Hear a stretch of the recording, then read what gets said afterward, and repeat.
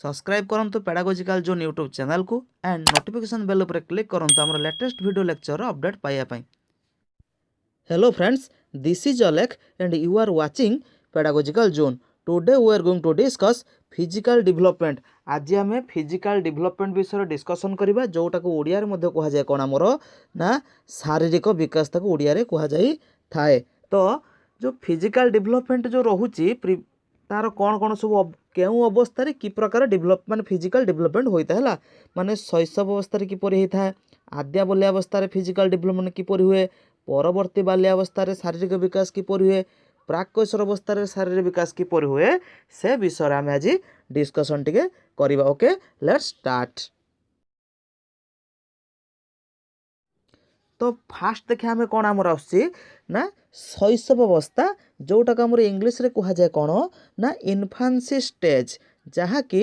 0 to 3 years है 3 वर्ष मध्य रही है। अर्थात जन्म ठारू एठी 0 रो अर्थ कौन जन्म ठारू 3 वर्ष पर्यंत जो अवस्था रोचे बा जो बयस रोचे सेटा आमर कहा जाए कौन ना शैशव अवस्था बा ताको इन्फान्सी स्टेज मध्य कहा जाए थाए। बुझी होची। तो यही स्टेज रे प्रथम कौन होता है ना जन्म हेबार प्रथम वर्ष रे शारीरिक गठन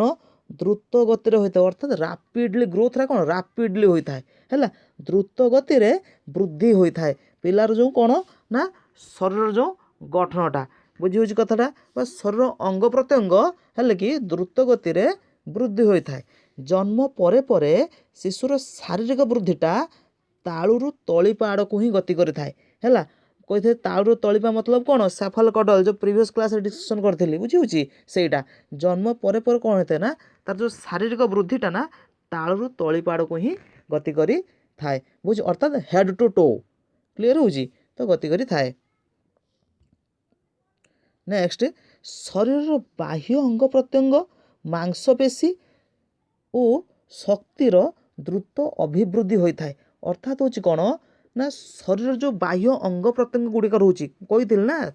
आमर इन्फान्सी स्टेज रे कौन होता है रैपिड ग्रोथ हम है। तो शरीर जो मसल्स रोचे है जो तार जो ऑर्गन्स गुड़ाक रोचे है अंग प्रत्यंग रोचे बाह्य अंग प्रत्यंग गुड़ाक है ता सहित स्ट्रेंथ कौन था शक्तिर द्रुत अभिवृद्धि घटी थाए। बुझी होची फल शिशु कौन हुए ना पेटेइबा गुरुंडीबा ठिया हवा ढଳି ढଳି चलवा नुहे कि लंब डिया मारिबा है एक पादरे डेइबा है दौड़िबा धीरे धीरे धीरे दौड़ब। बुझी होची यही सब काम गुड़ाक आरंभ कर दे थाए। बुझी होची किए शिशु शैशव अवस्था रे क्लियर होची कॉन्सेप्टटा। नेक्स्ट देखले हम कौन ना आद्या बाल्यावस्था जोटा आमर कहा जाए कौन ना आर्ली चाइल्डहुड स्टेज जोटा 3 to 6 years होता है। ये आमर एटा बाल्यावस्था बाल्यावस्था दी भाग विभक्त गोटे हूँ आमर आद्य बाल्यावस्था नेक्स्ट हूँ आमर कौन जो परवर्ती बाल्यावस्था। बुझी कथाटा। तो बर्तमान देखिए कौन ना आम आद्य बाल्यावस्था जोटा आमर कहा जाए कौन आर्ली चाइल्डहुड स्टेज। एटारे कौन होता है ना शारीरिक विकास धीर गति चली थाए है माने स्लो ग्रोथ होता है। ग्रोथ रा कौन होता है स्लो होता है शैशव अवस्था तुलन शैशव अवस्था रैपिड होता है माने एटार तो ग्रो होता है किंतु कौन ना आमर स्लो ग्रोथ होता है। बुझी होची सेठू टिके कमी कमिक आसो पर स्टेज को भी है। बालक बालिका मानकर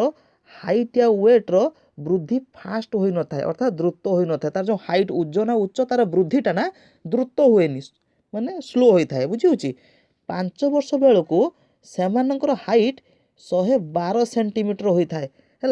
5 वर्ष बेलू से हाइट केते होता है पाखापाखि 112 सेंटीमीटर माने हाराहारी है 112 सेंटीमीटर आमर पिलामानकर हाइटा होता है। बुझी होची तो सही हिसाब से जब देखा वर्ष को वार्षिक 8 ରୁ 10 सेंटीमीटर पर्यंत हाइट कौन होता है ना वृद्धि पाई थाए है माने वर्ष को 8 ରୁ 10 सेंटीमीटर यही पाखापाखि कौन होता है ना पिलामानकर हाइटा बढ़ी बढ़ी बढ़ी बढ़ी चली थाए। तो नेक्स्ट हूँ कौन ना बालक बालिका माने यही पर्यायर पतला और डेंगा देखा जाती। कहीं पतला और डेंगा देखा जाती ना सेमानकर जो शरीर जो उच्चता शरीर हाइट जमी बढ़ी थाए ना ताकर वेट सेमती बढ़ी न थाए। बुझी होची वेट धीरे धीरे जाई थाए किंतु हाइट वेट तुलन में टिके अधिक वृद्धि होता है। तेणु पिला माने कौन आमर पतला और डेंगा देखा जाती। क्लियर होची। आ बालिका माने ये इंपोर्टेंट पॉइंट बालिका माने टॉयलेट ट्रेनिंग जोटा आमर प्रसाधन संबंधी जो अभ्यास और दक्षता शीघ्र शिक्षा करते है यही स्टेज रे अर्ली चाइल्डहुड स्टेज रे बा आद्य बाल्यावस्था रे बालिका माने टॉयलेट ट्रेनिंग ही शिखिबा आरंभ करिथा पिता माता उपर निर्भर करे है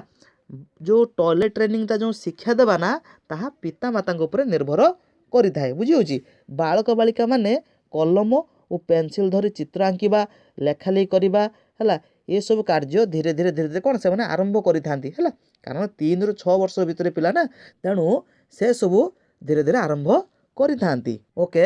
नेक्स्ट आइला हमर कोन ना परवर्ती बाल्यावस्था जो हम कहछे late childhood stage 6 to 12 year 6 ରୁ 12 वर्ष मध्य एटा होई थाए तो ए स्टेज रे कोन होता है ना शारीरिक विकासटा रही रही कि होई थाए है फिजिकल डेवलपमेंट कोन होता है ना रही रही रही रही होता है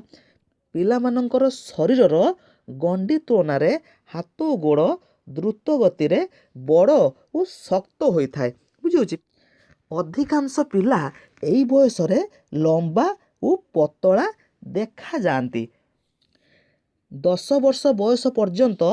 बालक माने बालिका मानक अपेक्षा उच्च और ओजनिया रुहंती है आमे देखिबा एटी प्राय 10 वर्ष पर्यंत बालक माने बालिका मानक अपेक्षा हाइट रे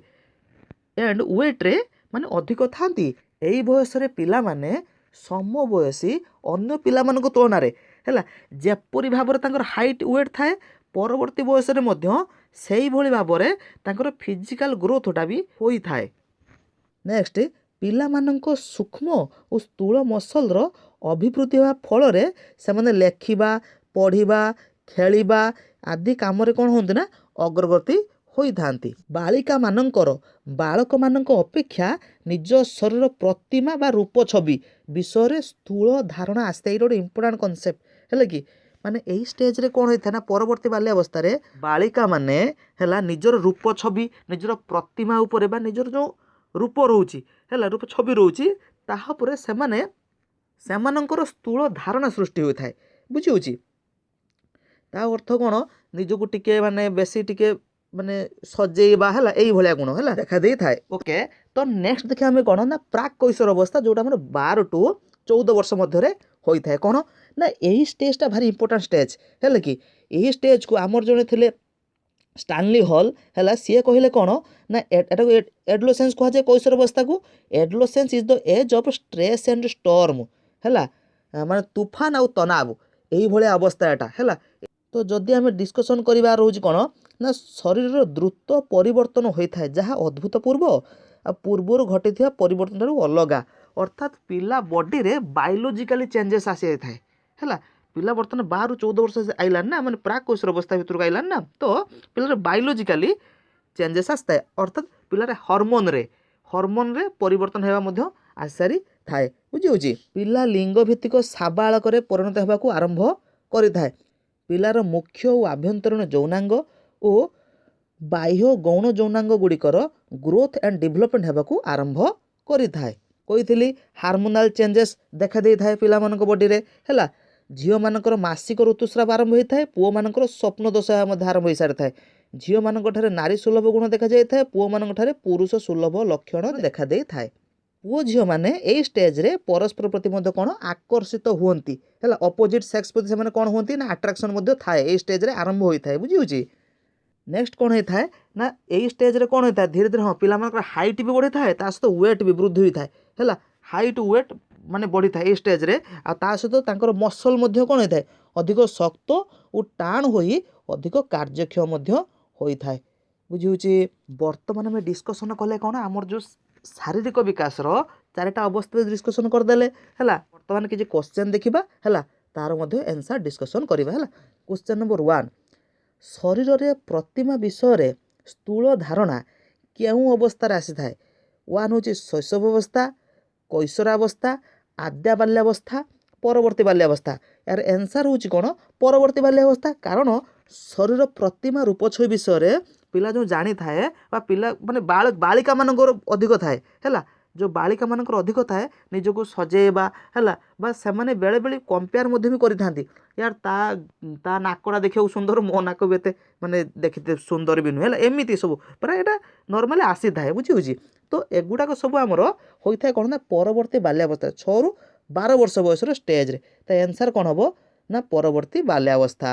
नेक्स्ट क्वेश्चन नंबर 2 केउं अवस्था रे पिला माने टॉयलेट ट्रेनिंग आरंभ करथांती मु कहितली टॉयलेट ट्रेनिंग माने प्रशोधन संबंधी जो अभ्यास दक्षता शीघ्र शिखिथांती केउं अवस्था रे